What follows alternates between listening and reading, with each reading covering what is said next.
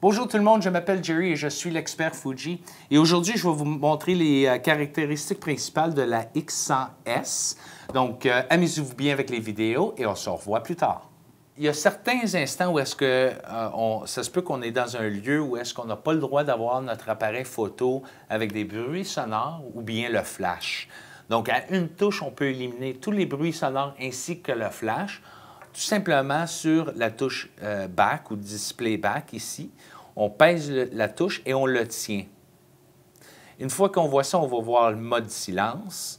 Ce mode permet à éteindre les bruits sonores ainsi qu'éteindre le flash. Et on voit ici les petits symboles jaunes pour vous aviser que vous êtes en mode de silence.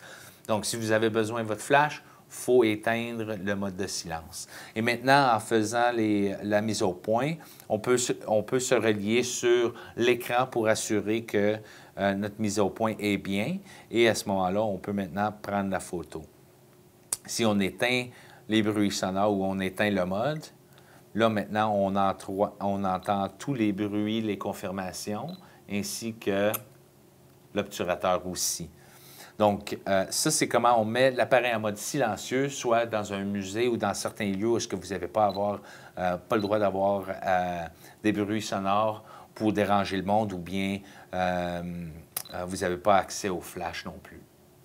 Donc, la X100S, comme la X100, on a accès aux images RAW. Donc, ça, c'est des images qui n'ont pas été qui n'ont pas eu de traitement d'image à travers de l'appareil ou bien à l'ordinateur. Donc, on a plusieurs choix qu'on peut prendre. Donc, en pesant la touche de qualité ici, on a ici accès à nos tailles d'image et notre qualité d'image. Donc, ici, je peux choisir RAW, ainsi que RAW avec un JPEG soit fine ou bien en compression normale. Et on voit en haut ici que ça dit RAW. Donc, je vais maintenant prendre une photo en RAW. Et j'étais en mode de rafale, donc je vais reprendre la photo, juste pour simplifier les choses.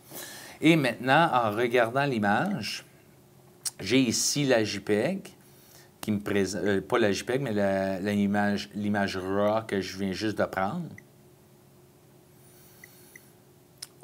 Trop loin. Et si on voulait faire le traitement d'image après avoir pris la photo, donc on a tout simplement appuyé une de deux choses. Soit la touche de qualité encore, et ça va nous donner nos conversions RAW tout de suite, ou bien, en mode de visionnement, si je pèse la touche de menu, on le voit ici encore, conversion RAW, et maintenant on a accès de plusieurs options. Donc, reflet de conditions de prise de vue, donc ça va juste traiter l'image automatiquement.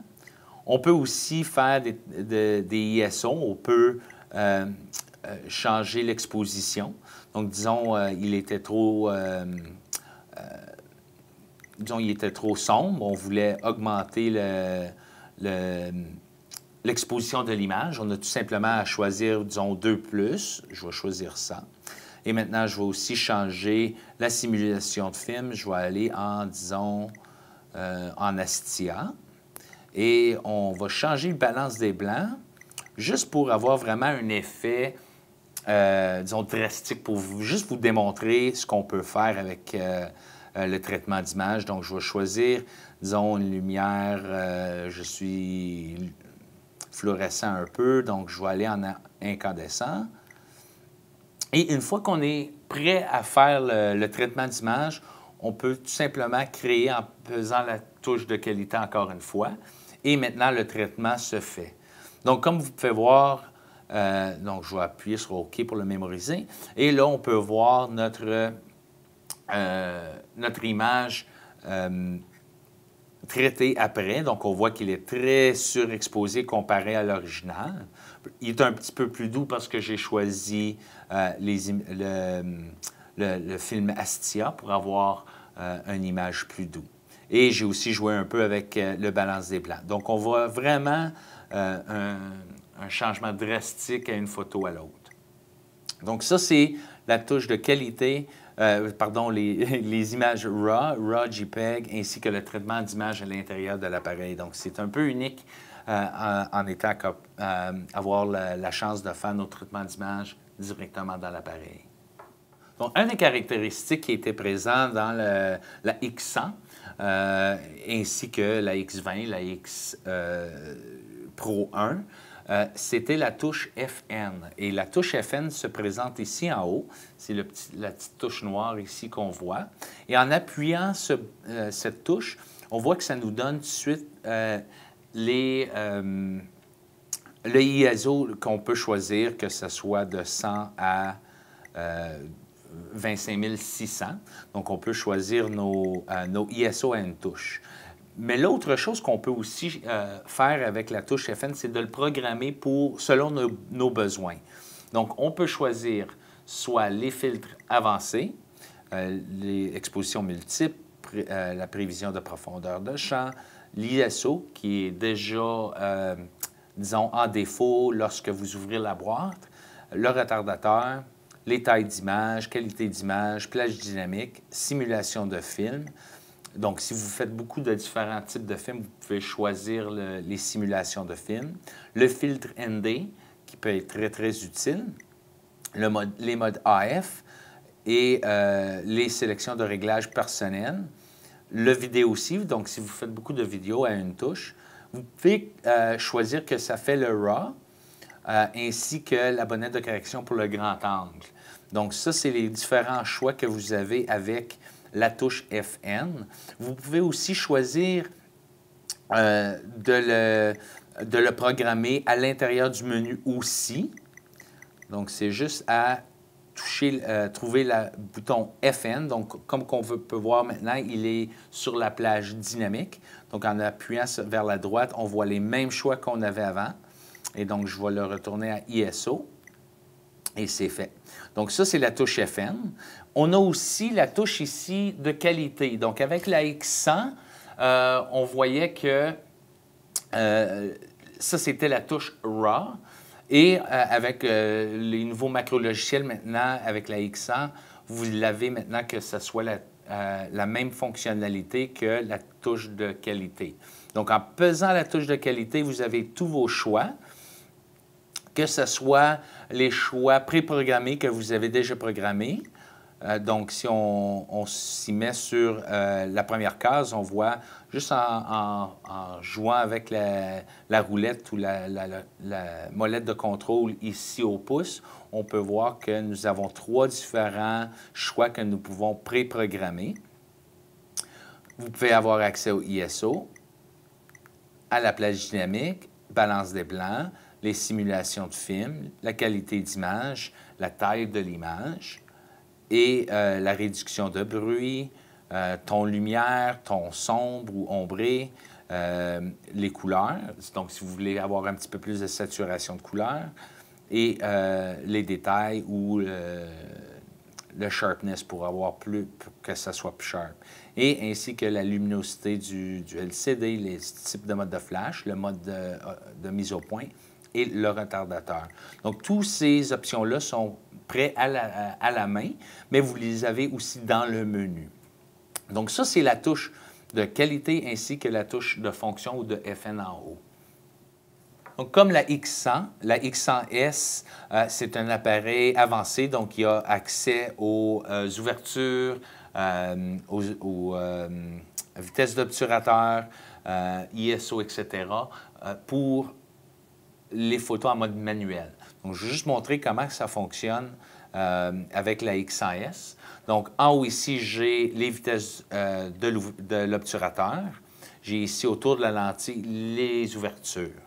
Donc, pour aller en mode, disons, programme automatique, on a tout simplement à laisser les molettes de contrôle à la lettre A. Donc, ici, je vois qu'il est à la lettre A, ainsi que sur la lentille. Donc, ça va prendre le métrage automatique et vous donner une exposition selon le besoin de l'appareil. Mais des fois, on veut vraiment avoir accès au mode manuel. On veut avoir soit accès, disons, à une ouverture, une priorité d'ouverture. Donc, en regardant la dernière photo, je vois ici que l'ouverture s'est mise à 2,8. Mais je voulais vraiment que l'ouverture soit à f11 ou bien à f2.0. Donc, je vais juste aller en haut sur la lentille et choisir l'ouverture que je désire. Donc, dans ce cas ici, pour avoir une assez différente image, je vais choisir f8 comme ouverture. Et maintenant, je prends ma photo. La première chose qu'on va voir, c'est que la profondeur de champ va être beaucoup plus large avec f8.0 comparé à f2.8. Donc, en regardant l'image, ça, c'est à f8 et 1/10 de seconde. Donc, l'appareil va choisir la vitesse de l'obturateur automatiquement selon le besoin, selon le ISO ainsi que l'ouverture. Et en regardant la première photo, ça me l'a donné à 1/70 de seconde à f2.8, à la même ISO. Donc, on peut voir comment l'appareil choisit l'ouverture et l'obturateur selon le besoin. Si je voulais aller, disons, en priorité de l'obturateur, là, à ce moment-là, je dois me mettre en automatique sur l'ouverture et je choisis ma vitesse d'obturateur. Donc, ici, je vais choisir 1/125e de seconde. Et je vais prendre ma photo. Et on va voir que l'ouverture, maintenant, s'est corrigée automatiquement à f2.2, à 1/125e de seconde. Donc, à cause de l'ouverture que j'ai choisie, ou la vitesse de l'obturateur que j'ai choisi, l'appareil a décidé que f2.2 était nécessaire pour avoir une image bien éclairée. Maintenant, si on veut aller en mode de manuel complètement, on veut choisir l'ouverture et on veut choisir la vitesse de l'obturateur. Là, à ce moment-là, c'est tout simplement choisir les données qu'on veut. Donc, selon le besoin ici, je vais me mettre, disons, à 1/60e de seconde. Je vais... oh oui, 1/60e de seconde. Et maintenant, je vais me mettre à 5,6. Et maintenant, on va voir que on va être beaucoup plus sombre qu'on l'était, parce que j'ai choisi une mise ou j'ai choisi que selon le besoin, ici à 1/60e de seconde à 5,6, le ISO à 320, ça me donne une image assez sombre comparée à 125e de seconde avec un f2.2. Donc, on peut vraiment jouer avec l'exposition ainsi que notre profondeur de champ. Donc, si je voulais, disons, répliquer cette image avec un plus grand arrière-plan en arrière, avec beaucoup plus de profondeur, là, à ce moment-là, je me mets en automatique. Je vais me mettre à F16 comme exemple. Et maintenant, l'ouverture va être à 2,5, une demi-seconde presque sur l'obturateur et F16 sur l'ouverture. Donc, en regardant l'image, on voit qu'il est un peu flou parce que l'ouverture était assez longue, mais notre profondeur de champ est beaucoup plus large. Donc, ça, c'est les modes manuels avec la X100S. Vous pouvez aussi traduire ça à votre X100 aussi. Donc, avec la X100S, nous avons aussi les modes panoramiques, bien entendu. On continue toujours avec ce choix dans nos appareils. Et en pesant la touche Drive, on va voir tous nos choix, incluant le mode panoramique. Donc, je choisis panoramique. Et maintenant, vous avez deux choix. Vous avez le choix de l'angle ainsi que la direction. Donc, la première chose que je vais choisir, c'est la direction. Comme vous pouvez voir maintenant, si je voulais faire un panoramique, je peux commencer le panoramique tout de suite et je me sers de la largeur du capteur en largeur, en mode, disons, landscape ou en mode de paysage. Par contre, on peut choisir une différente direction pour maximiser le capteur, parce que c'est vraiment une vidéo que l'on fait durant le panoramique. Donc, en choisissant une différente direction, maintenant, je peux faire mon panoramique en mode portrait. Donc, ça me donne plus de pixels sur la largeur. Et maintenant, ou sur la hauteur dans ce cas ici. Et maintenant, je pèse la touche pour commencer mon vidéo ou le panoramique. Et je fais la rotation.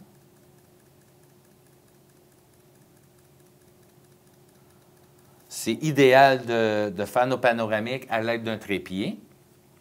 Donc maintenant, je m'en vais en mode de visionnement et on voit ça ici, le panoramique que je viens de prendre. On peut maintenant tout simplement peser vers le bas et ça va nous afficher le panoramique. J'ai bougé un peu durant, comme j'ai dit tantôt, c'est mieux de le faire sur un trépied pour avoir une image beaucoup plus précise sur le mode panoramique. On peut aussi choisir l'angle. Donc, je viens juste de faire mon panoramique à 120 degrés, à cause que je suis dans une assez petite salle ici. Mais si je change mon angle, je peux aller jusqu'à 180 pour le faire plus large. Donc, c'est juste à, encore une fois, peser le déclencheur, prendre sa mise au point. Et maintenant, on fait notre panoramique à 180 degrés.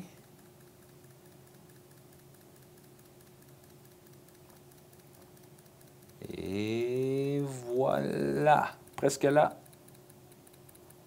Et c'est fait. Donc, en mode de visionnement, on voit encore le 180. Donc, j'ai beaucoup plus dans ma photo ici. Et on voit encore que j'ai bougé pas mal durant l'image parce que je n'ai pas de trépied. Encore une fois, je vous encourage énormément de se servir de trépied durant les modes panoramiques. Donc, avec la X100S ainsi que les nouveaux modèles Fuji, on va voir un nouveau système de menu pour que ce soit plus facile aux photographes de se servir de l'appareil et de choisir selon nos besoins les différents modes. Donc, en pesant la touche menu, on va voir tout de suite qu'on est en menu de prise de vue en haut. Et ici, on voit en rouge, ça, c'est tous les prises de vue. Si on veut aller en mode pour les paramètres de l'appareil, là, à ce moment-là, on voit qu'il y a une petite clé anglaise avec les numéros des pages en bleu. Donc, ça, c'est tous les modes les paramètres. Donc, ça, c'est où est-ce qu'on veut changer la date et l'heure, les langues, si on veut initialiser l'appareil ou bien le formatage de la carte mémoire, on peut tout simplement aller à la dernière page et on voit formatage. Si on est en mode de visionnement de photos, là, à ce moment-là, quand on pèse le menu lecture, là, on voit tout de suite, on a les 3 pages de menu lecture. Étant donné que la photo que j'avais était en RAW, là, la première option, c'est la conversion RAW. Vous pouvez effacer, recadrer, redimensionner, protéger, faire la rotation, la réduction des yeux rouges. À la deuxième page, on a les diaporamas, créer un livre-album, baliser le transfert. Donc, si on peut marquer pour que ce soit prêt pour soit YouTube, Facebook, le mindfindpix.com où on peut annuler.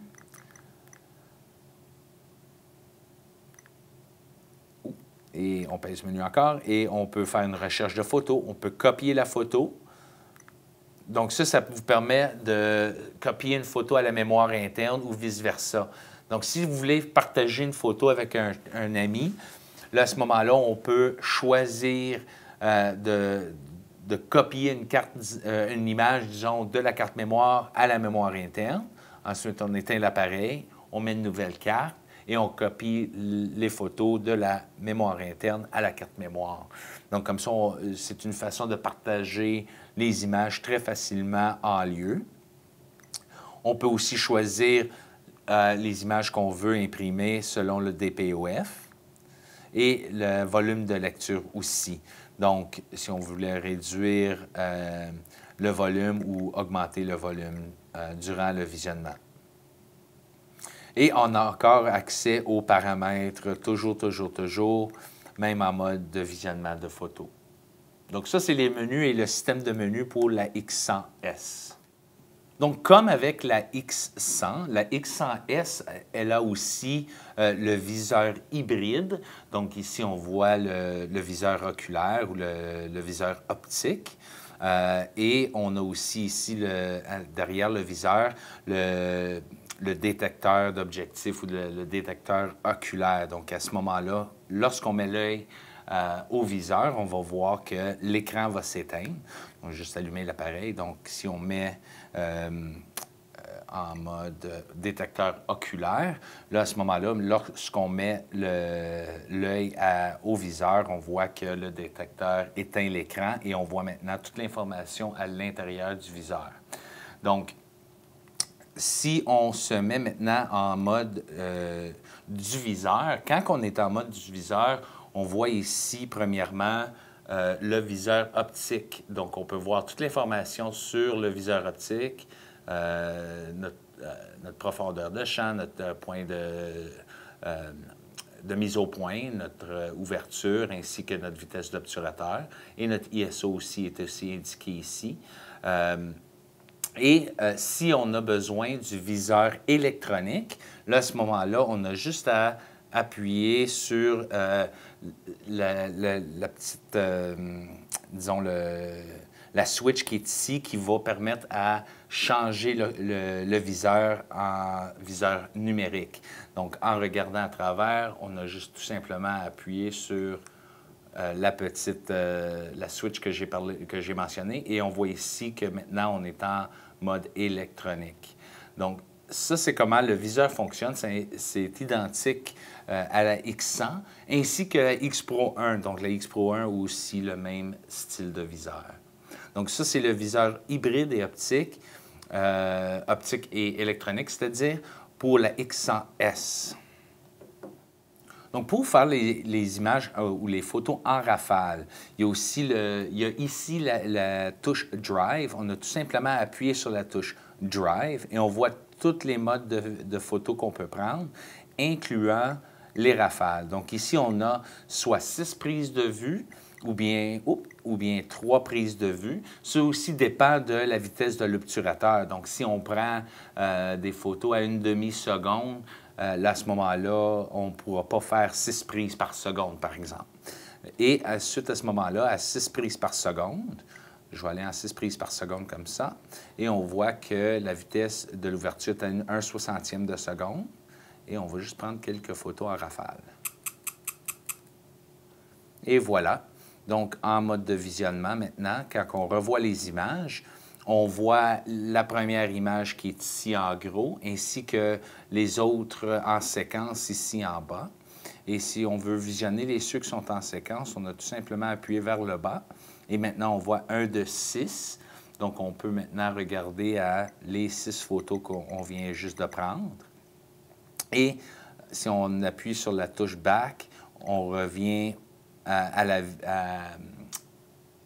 vue normale. Donc, à ce moment-là, on voit la première image ici, ainsi que les 5 autres ici. Si je voulais effacer tous les 6, là, à ce moment-là, dans cette vue ici, où est-ce qu'on voit la première image en gros et les 5 autres, on a tout simplement appuyé sur la petite poubelle et confirmé les photos sélectionnées ou l'image elle-même. Si on désire tout simplement effacer une photo de la séquence, là, à ce moment-là, on a juste besoin d'aller dans le groupe et si on voit 1 de 6, on appuie sur la touche pour effacer une image et on efface l'image elle-même. On le confirme en appuyant OK. Et maintenant, on voit ici que j'ai maintenant 1 de 5. Et encore, j'étais encore dans le groupe et maintenant, je suis dans la prise ou la vue principale. Si je veux effacer le tout, comme j'ai mentionné, on a tout simplement appuyé sur « Image » et on pèse « OK ». Et maintenant, tous les images, l'image que je viens juste de prendre sont maintenant, ne sont plus là. Donc, la X100 vous offre les modes de vidéo en 1080p par 60 prises par seconde. Donc, je vais juste vous montrer comment activer les modes vidéo. Il y a 2 façons de le faire. Il y a, en pesant la touche Drive, ici, on voit que maintenant, on a l'option vidéo. Si je pèse menu, à ce moment-là, maintenant, en mode vidéo, j'ai mes différentes qualités. Et aussi les simulations de film, le réglage de niveau microphone. Donc, vous avez accès au microphone accessoire. l'affichage de réglage personnel. Donc ça vous donne soit le EVF LCD ou bien le OVF si on avait l'option, mais on ne l'a pas ici. Et donc, vous avez tous les affichages que vous voulez montrer sur l'écran même. Et encore la bonnette de correction pour la lentille grand angle. Donc, maintenant, pour prendre la vidéo, on a tout simplement appuyé sur la touche du déclencheur. Ça va faire sa mise au point et ensuite, à ce moment-là, on peut tout simplement peser et faire notre vidéo. Si on est en mode de mise au point manuel, à ce moment-là, on a aussi accès à la mise au point manuelle aussi. Même si, même durant le vidéo lui-même, on peut changer sa mise au point, comme ça on peut changer la profondeur de champ aussi. Si on voulait avoir un petit peu plus d'accès, un petit peu plus rapide, là, à ce moment-là, on peut programmer la touche FN en tout simplement l'appuyant et le tenant, et on voit tous nos choix. Et un des derniers choix, ou le troisième dernier choix, c'est vidéo. Donc, on l'appuie. Maintenant, si je me mets en mode, disons, en mode photo, et je veux maintenant avoir accès à ma mode vidéo, j'ai tout simplement appuyé sur la touche FN. Donc, j'appuie sur la touche et maintenant, je suis tout de suite en mode vidéo. Je pèse le déclencheur quand je suis prêt. Là, je suis en mode de mise au point manuel. Donc, je me servir de notre X20 comme exemple et je vais me rapprocher un peu sur mon sujet et je me fais maintenant mon vidéo. Et si je veux changer ma mise au point, j'ai tout simplement à faire la rotation de la bague de mise au point sur le devant. Et on voit ici, sur le dos, notre distance ainsi que notre profondeur de champ. Si je change mes ouvertures, là, à ce moment-là, on peut voir que ma mise au point change aussi. La distance change aussi. Donc, c'est juste à se replacer. Et maintenant, j'ai une profondeur de champ beaucoup plus étroit et beaucoup plus précis aussi. Donc, c'est comme ça qu'on fait les vidéos avec la X100S en mode HD. Donc, avec la X100S, que ce soit dans le viseur électronique ou même le viseur optique, vous avez accès à plusieurs données sur l'écran. On voit ici, dans le mode que j'ai, toutes les données qu'on veut, le règle des tiers, notre niveau, notre mise au point ainsi que notre profondeur de champ dépendant de la distance. Je vais mettre en mode manuel. Comme ça, on peut voir notre distance de mise au point ici avec la ligne rouge ainsi que notre profondeur de champ qui est blanc autour. Donc, si je change ma mon ouverture, je vais le mettre à F11. Et maintenant, si je fais ma mise au point un petit peu plus loin, on peut voir maintenant vraiment notre profondeur de champ est beaucoup plus large à F11. Disons qu'il serait à F2.0.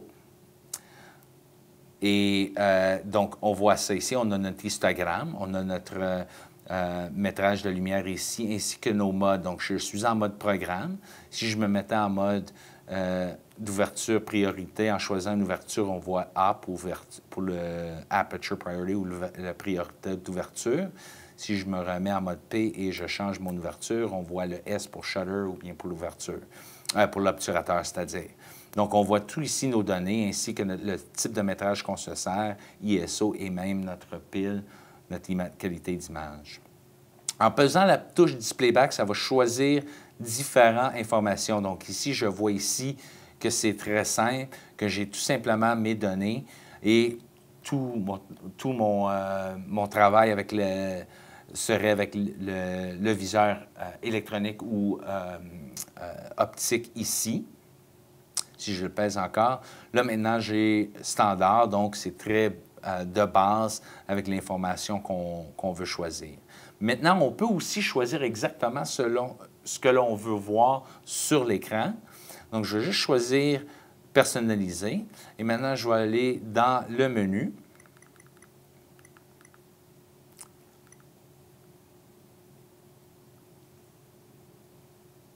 Et sur la troisième page, on voit ici l'affichage de réglages personnels.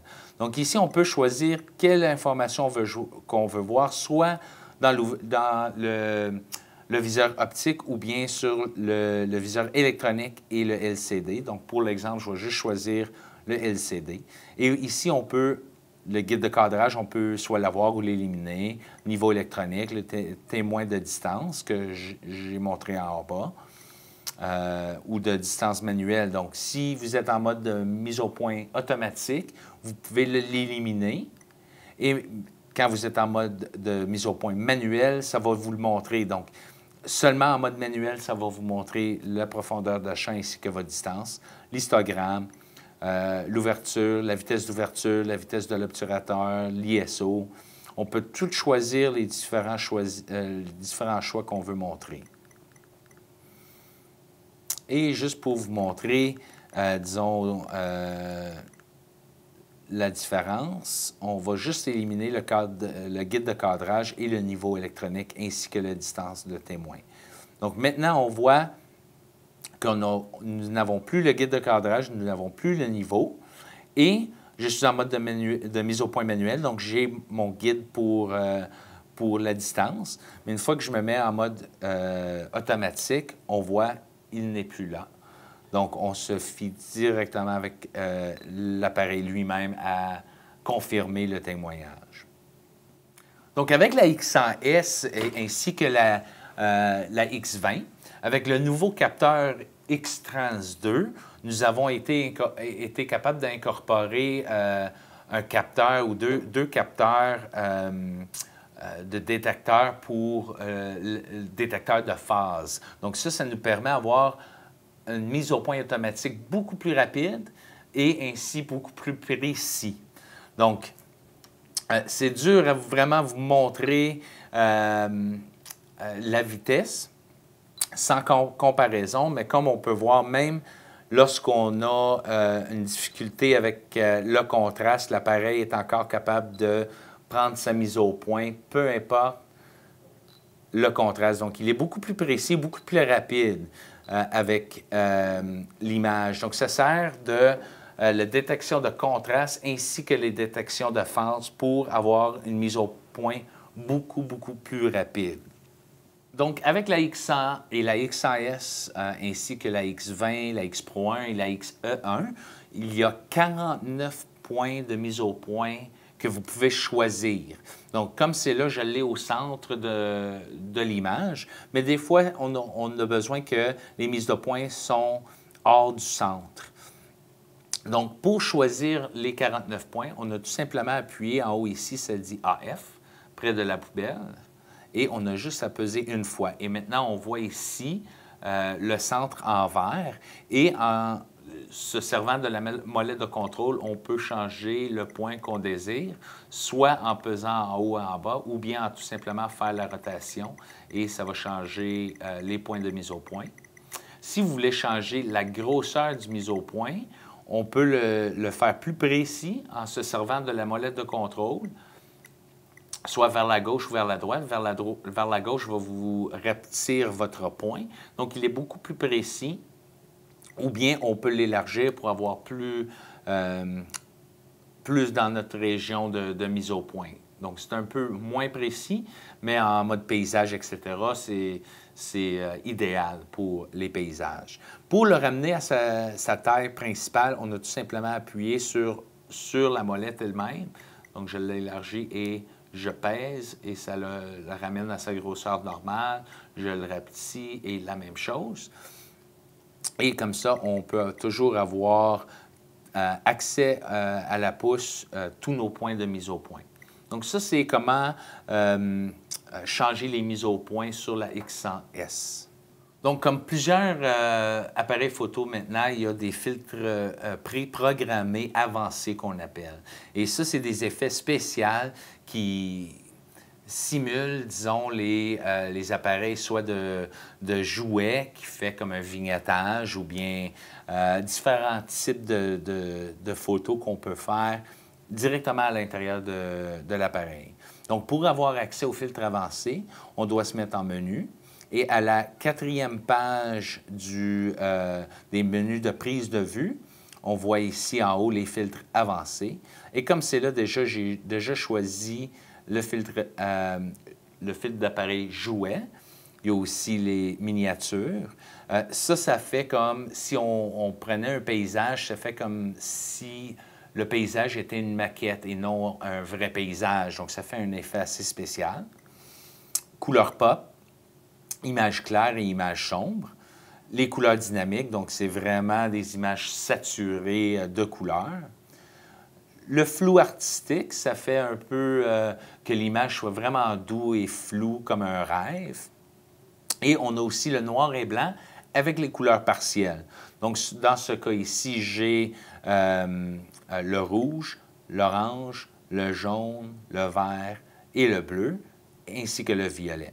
Donc, si je voulais juste choisir, disons, le jaune, et je prends, disons, je vais prendre la XP200 ici de couleur jaune, juste pour vous montrer un petit exemple. Et on voit déjà sur l'écran que toute l'image est en noir et blanc, sauf l'appareil lui-même. Et donc, je prends sa photo, et en regardant la photo, on voit que tout l'arrière-plan ici est en noir et blanc, sauf le jaune, et même le reflet du jaune dans la table, ici, on voit qu'on voit encore le jaune qui est là. Donc, ça, c'est les filtres avancés dans le menu de prise de vue. Donc, encore sur la 4e page, on voit ici les filtres avancés, ainsi que tous les choix de filtres avancés, ainsi qu'aucun filtre avancé.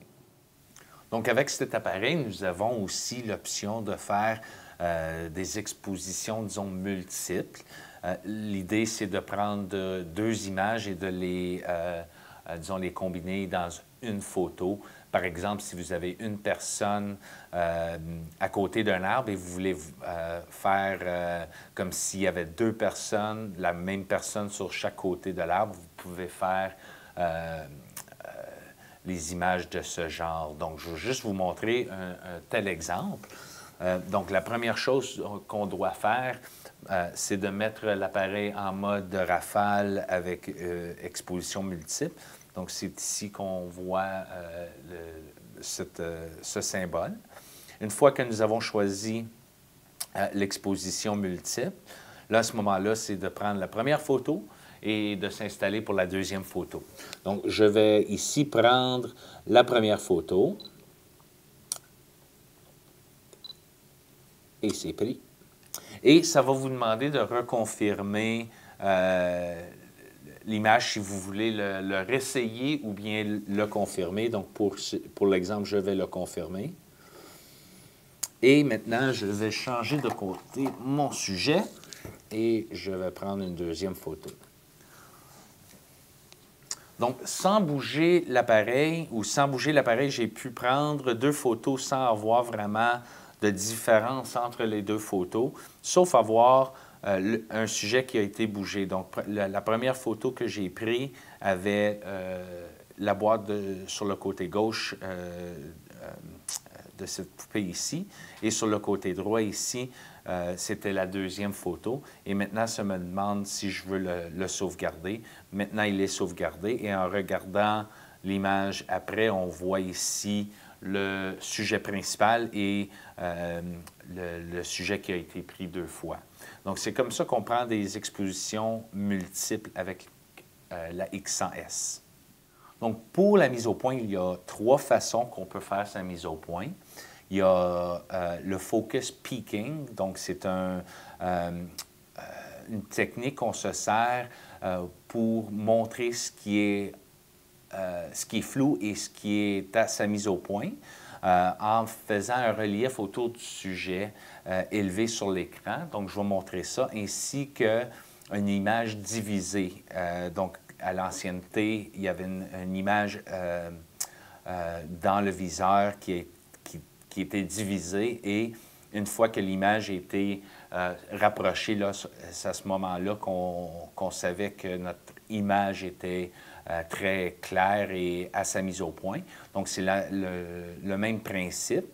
Et ainsi qu'à l'origine, où est-ce que quand on fait sa mise au point sur l'écran, on peut voir tout simplement l'image qui est qui est clair. Donc, le premier exemple que je vais vous montrer, c'est le focus peaking. Donc, ce qu'on va voir durant la mise au point, c'est le relief sur l'écran où est-ce qu'on peut voir qu'est-ce qui est flou et qu'est-ce qui est à sa mise au point. Donc, je vais juste rapprocher l'image et on voit ici, en changeant l'image, on peut voir quand il est flou ici, on voit qu'il n'y a aucun relief sur le dos de l'image.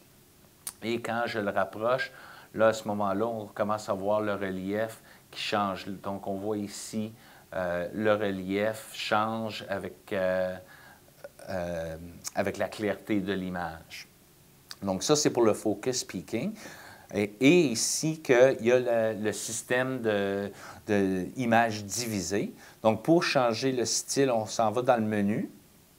Et à la troisième page du menu, on va voir ici l'assistance de mise au point, ici qu'on l'a sur le focus peaking. On va changer ça pour qu'il soit sur l'image divisée.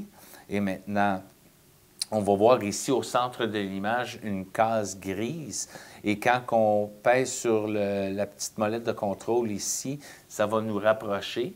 Et on peut voir ici que pendant que l'image est floue et que sa mise au point n'est pas exacte, on peut voir l'image qui est divisée ici.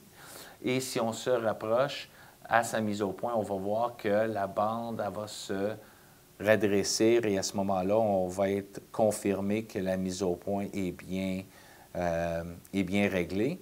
Et maintenant, on peut prendre sa photo. Donc ça, c'est les mises au point manuelles pour la X100 et comment les changer. Donc, bien entendu, pour faire sa mise au point, il faut faire la rotation de la lentille ici, la bague de contrôle pour la mise au point aussi. Il ne faut pas oublier.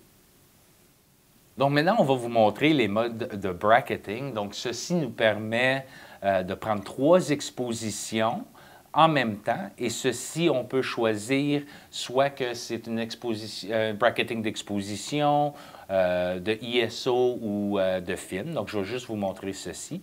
Donc, le premier ici, c'est d'auto-exposition. Donc, le bracketing, on a 3 choix. On peut soit prendre 3 différentes photos à un changement de 1 stop complet d'exposition, 2 tiers ou bien 1 tiers de stop. On peut aussi faire le même pour le ISO dans les mêmes, disons, changements ou de changement d'exposition. Il y a aussi le bracketing de film simulation. Donc, ceci va faire le traitement d'image sur 3 différentes images et va montrer les 3 types de films Fuji, Velvia, Provia et Astia. Et il y a aussi pour le Dynamic Range ou la plage dynamique aussi. Donc, comme exemple, je vais juste prendre la simulation de film parce que c'est le plus, disons, le plus naturel ou le plus facile à démontrer. Donc, maintenant, il est en mode pour le bracketing de film simulation et il est ici, le petit symbole en haut. Donc, on voit là que l'appareil est dans la bonne mode et on a juste à prendre son foyer et prendre sa photo. Donc, ça prend une photo, ça en garde une en couleur, une noir et blanc et une en sépia. Donc, dans ce cas ici, on a ces 3 simulations de films-là.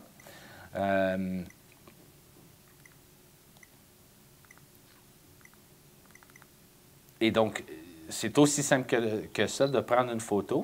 Et ça prend seulement une photo, mais ça traite l'image 3 différentes fois. Donc, c'est la même image, il n'y a aucune différence. L'exposition est pareille, sauf tout simplement la couleur de l'image. Donc, merci d'avoir visionné les vidéos. J'espère que vous avez eu les questions ou les réponses que vous désirez. Si vous avez d'autres questions, n'hésitez pas de les poster sur les commentaires et certainement de vous abonner pour plus d'amples d'informations sur les appareils Fujifilm X. Merci.